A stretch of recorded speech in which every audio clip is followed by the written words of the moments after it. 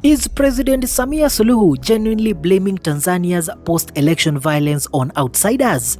Haikutushangaza kuona kuwa baadhi ya vijana waliokamatwa kutokana na kadhia hiyo wametoka nje ya Tanzania.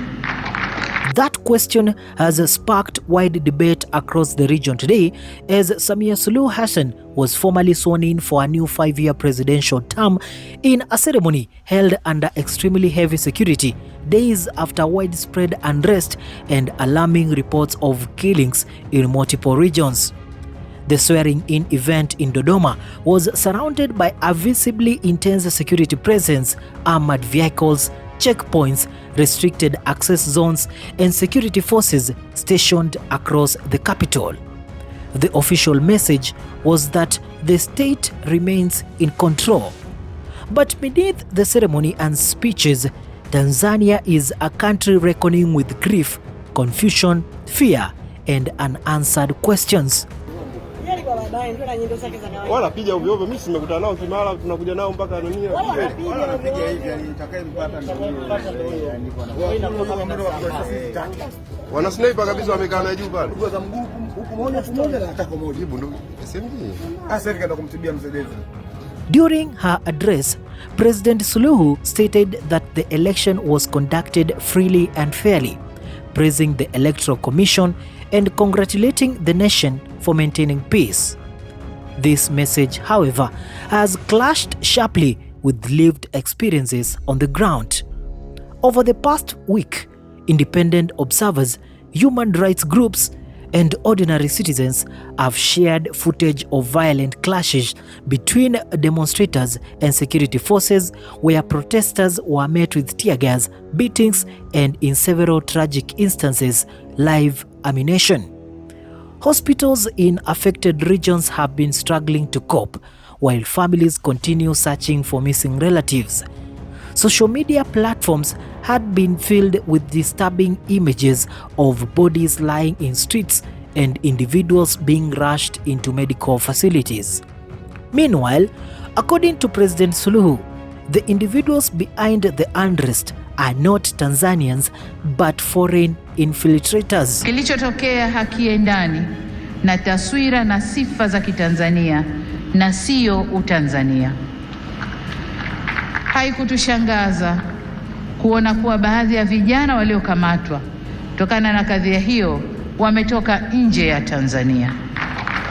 Vyombo vyetu vya ulinzi na usalama vinaendelea kufuatilia na kuchunguza kwa undani zaidi kilichotokea na kuirudisha nchi katika hali tuliyoizoea kwa haraka. She claimed that outsiders entered the country to destabilize peace and insisted that some of those suspects have already been arrested. The public response has been one of disbelief and frustration. Many Tanzanians question how these supposed foreigners suddenly acquired perfect Swahili, local political idioms, and intimate familiarity with neighborhoods and communities. If these were indeed outsiders, they must have also developed local accents, local humor, local frustrations, and local loyalties, a claim many citizens found implausible. Her speech continued with the message that violence is not part of Tanzanian culture and that Tanzanians are naturally peaceful and orderly. She expressed regret over the tragic incidents but shifted responsibility away from security agencies and toward these unnamed foreign actors. She praised the police and military, calling them dedicated guardians of national peace and stability. This narrative conflicts directly with the testimony of opposition groups, particularly Chadema, who have rejected the election results and accused government of suppressing dissent and responding violently to peaceful demonstrations. They argue that the unrest arose from citizens demanding transparency and political accountability, not from outside interferences. Human rights organizations have echoed these concerns and are now calling for neutral international investigations to verify what actually occurred. Adding another layer to the situation, Reports now indicate that social media platforms, which had been intermittently blocked through the unrest, are slowly being restored. However, access remains unrestricted, with users experiencing slowed speeds, periodic service interruptions. However, access remains restricted, with users experiencing slowed speeds, periodic service interruptions, and limited visibility of certain live-streamed content. Despite these controls, information continues to circulate, and videos documenting the violence are still spreading widely both inside and outside the country. This partial return of online access has enabled more Tanzanians to share first-hand accounts, mobilize support networks, and connect with relatives. And crucially, it has also allowed the public to compare the government's official narrative with what they have witnessed themselves. As President Suluhu begins a new term effectively unopposed, the question of political openness and civic trust becomes critical. Opposition voices have been muted, many leaders restricted, and public mobilization heavily discouraged. Critics ask now what democracy space remains for dissenting views and whether the institutions responsible for election and security are serving the public interest or reinforcing state power. For many families, however, this is no longer a political debate, it is personal. Loved ones have been lost, and questions remain unanswered.